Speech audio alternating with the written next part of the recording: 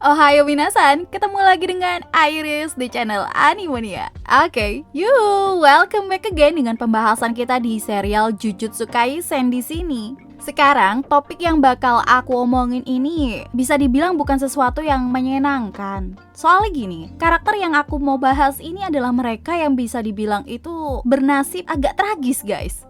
Kalau kita lihat di animenya mungkin ya belum kerasa cerita kelam yang ada di serial manga Jujutsu Kaisen sebenarnya. Ya kita tahu lah GG Sensei itu selaku penulisnya ini punya tangan terbilang dingin, guys. Dia itu nggak segen-segen ngabisin karakter meskipun karakter itu bisa dibilang kayak memorable banget buat penggemarnya. Parahnya lagi beberapa dari karakter ini tuh hidupnya nggak lama dan berakhir tragis. Ya wajar-wajar aja sih kalau kita lihat dari perkembangan ceritanya, tapi tetap aja bikin nyesek ya kan. Nah, maka dari itu, Iris sudah rangkum nih beberapa karakter yang berakhir terbilang agak kejam, tapi ini mengandung spoiler loh ya. Aku udah kasih tahu di awal video, jadi resiko ditanggung kalian sendiri. Oke? So, kita langsung aja deh menuju ke pembahasannya. Let's go!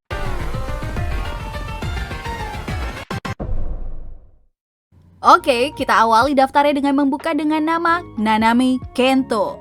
Karakter yang satu ini melekat banget sih di pikiran para penggemarnya karena dia adalah sosok yang badass dengan rambut pirang dan kacamata hitam. Sampai gak sedikit nih yang menyebut sugar daddy-nya Jujutsu Kaisen. Selain penampilan ya, bicara soal kekuatan Nanami juga gak bisa diremehkan guys, sebab dia masuk sebagai ahli Jujutsu tingkat pertama. Teknik bawaannya adalah ratio teknik. Dengan ini, dia menggunakan pisau tumpul yang biasa digunakan, tapi tetap bisa memotong musuh yang dihadapi. Nanami juga pernah mencatat rekor sebagai orang yang mampu mengaktifkan Black Flash paling banyak secara beruntun, yaitu 4 kali. Sosok Nanami sangat dikagumi oleh orang di sekitarnya, tak terkecuali Itadori Yuji. Malahan Yuji udah nganggep Nanami ini sebagai senior yang dihormati. Namun, siapa sangka kalau Nanami ini harus menemui ajalnya dengan sadis. Semuanya terjadi di arc Shibuya saat dia berhadapan dengan Mahito. Sempat seimbang sih menghadapinya, tapi kekuatan serta kelicikannya Mahito nih ngebuat Nanami sama sekali gak berdaya ketika dia akhirnya bisa disentuh oleh Mahito, sehingga teknik manipulasi jiwa ya kena ke Nanami. Serangan Mahito tersebut begitu telak menghantam Nanami hingga tubuhnya hancur lebur dan ngenesnya lagi. Yuji menyaksikan sendiri pemandangan yang begitu mengerikan itu. Di akhir hidupnya, kemudian Nanami berpesan kepada Yuji bahwa ia menyerahkan sisanya kepada Yuji. Next, kedua, datang dari sang kepala sekolah SMK Jujutsu Tokyo, Masamichi Yaga. Meski jarang ditampilkan sih bagaimana cara dia bertarung, tapi teknik kutukan bawaan miliknya ini kuat banget loh. Kalau kalian tahu ya, teknik itu adalah teknik manipulasi mayat terkutuk. Dengan teknik ini, Yaga mampu menghidupkan benda mati, bisa dari mayat, bisa dari boneka. Para petinggi Jujutsu aja menganggap kekuatan yang dimiliki Yaga itu sangat berbahaya, sehingga mereka memfitnah Yaga sebagai salah satu dalam kekacauan di Shibuya dan bakal dieksekusi mati. Dan Yaga akan lepas dari hukuman, bahkan sampai diangkat jadi ahli Jujutsu kelas spesial andai dia mau memberitahu rahasia tekniknya kepada para petinggi Jujutsu.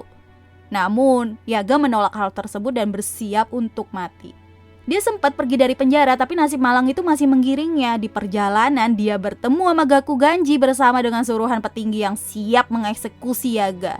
Nah, di sini tuh Yaga masih bersikeras nggak mau ngasih tahu informasi mengenai tekniknya, sehingga ya pertarungan pun nggak bisa dihindarkan. Hasilnya Yaga kalah dan semakin dekat dengan kematian, dan akhirnya dia tewas di tangan Gaku Ganji. Sedihnya lagi, Panda datang di akhir pertarungan dan menangis ketika melihat sosok yang sudah dia anggap sebagai ayah pergi untuk selamanya. Nama berikutnya adalah Kokichi Muta. Semisal kalian agak asing sih sama nama ini, maka pasti lebih kita kenal kalau namanya itu disebut sebagai Mekamaru. Asli lah, nih orang tuh masuk ke toko yang apesnya tuh ampun-ampunan. Dari lahir aja dia udah kena kutukan pembatas surgawi ya kan, dimana dia itu memiliki energi kutukan yang sangat besar, tapi fisiknya lemah banget anjir. Sampai-sampai kena sinar bulan aja terluka. Ampun dah. Itu alasannya kenapa dia itu menggunakan robot dan dikendalikan dari jarak jauh. Tapi sebenarnya ada fakta lain sih soal Kokichi ini. Rupanya dia ini adalah mata-mata di SMK Jujutsu yang memberi informasi kepada Vegeto dan kawan-kawan. Nah, sebagai hadiahnya karena udah mau jadi mata-mata, Mahito akan membantu Kokichi untuk mempunyai tubuh yang lebih baik dibanding kondisinya sekarang. Kokichi menerima itu dengan syarat Geto dan yang lainnya nggak boleh menyentuh temannya di SMK Jujutsu. Ya namanya villain ya Wak, ya tetap aja perjanjian tersebut dilanggar. Dan Kokichi tapi tetap disembuhkan sih. Setelah mendapat tubuh sehatnya, dia langsung berhadapan melawan Mahito dengan kekuatan penuh demi bisa menghentikan rencana mereka di Shibuya. Mahito yang sempat menggunakan Ryoge Tenkai-nya pun dibuat kewalahan, tapi ujung-ujungnya Kokichi harus dibunuh dengan tragis oleh Mahito. Dan dia belum sempat nih berpamitan kepada teman-temannya yang sangat dia ingin lindungi. Ngenes banget kan, udah punya fisik yang gampang luka, dipaksa jadi mata-mata, sekalinya dapat tubuh sehat malah meninggal. Tuman emang si Gege Sensei mah. Next, giliran Nobara Kugisaki. Ya, aku tahu lah kalau dia sama sekali belum jelas 100% gimana keadaannya, apakah udah meninggal atau belum ya kan. Tapi tetap aja dia jadi karakter yang punya akhir sementara yang tragis untuk saat ini. Di saat dia udah tahu nih kalau kekuatan teknik bawaannya bisa menjadi counter untuk menghadapi klon dari Mahito, malah berujung hasil yang mengerikan. Mahito asli yang tahu keadaan klonnya nggak menguntungkan langsung bersiasat untuk bertukar tempat, dan sialnya lagi rencana Mahito sama sekali nggak diketahui sama Nobara, bahkan Yuji aja sedikit telat nyadarinnya. Meski sempat untuk memperingatkan Nobara untuk menjauh, semuanya terlambat seperkian detik. Akhirnya teknik manipulasi jiwa Mahito pun aktif saat dia menyentuh wajah Nobara, dan serangan itu mengakibatkan wajah Nobara hancur dan terluka parah. Kasian banget kan, andai aja nih ada komunikasi yang lebih baik antara Yuji sama Nobara, ya mereka berdua bisa aja loh ngalahin Mahito. Iya toh?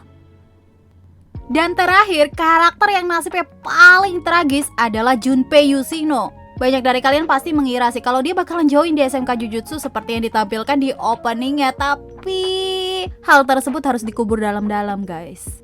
Asli lah, Junpei ini sulit banget loh buat bisa hidup tenang.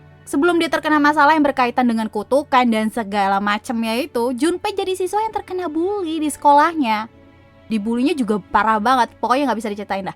Sampai bisa bikin Junpei luka fisik sama mental. Kondisinya diperparah sama wali kelasnya yang nggak pernah membela Junpei dan bilang kalau semua ini ya cuma candaan para remaja aja. Gila kan? Ini wali kelas udah gila nih. Terus sejak kenal dengan Mahito, hidupnya makin menderita. Saat ketahuan nih ada keterlibatan dengan kasus roh kutukan, Yuji sempat menyelidiki Junpei, malahan berteman baik mereka. Apalagi Yuji juga sempat makan malam bareng Junpei dan ibunya. Hubungan Yuji dan Junpei mulai berjalan baik tuh di saat itu. Tapi Mahito mulai melancarkan aksinya, di mana dia sengaja membuat ibu Junpei meninggal dengan menaruh jari Sukuna di dekat ibu Junpei sehingga memancing roh kutukan. Setelah kehilangan ibunya gitu aja ya, Junpei kesal dan melampiaskannya di sekolah. Saat Yuji mencoba menolongnya, nasib tragis pun datang ke Junpei. Mahito dengan teganya mengubah Junpei menjadi roh kutukan gitu aja. Hidup Junpei pun harus berakhir oleh sosok yang dia harap bisa menolongnya, yaitu Yuji. Nah, jadi itu dia karakter yang menurut Iris tuh punya akhir yang mengerikan di serial Jujutsu Kaisen ini. Di antara nama-nama tadi, mana yang menurut kamu paling bikin kamu kasihan? Jadi udahan dulu nih pembahasan Jujutsu Kaisen kali ini. Next, jangan lewatkan loh pembahasan seru lainnya. Oke? So, see you again next time. Adios ya caramelos, stay safe everyone. Salam Animania.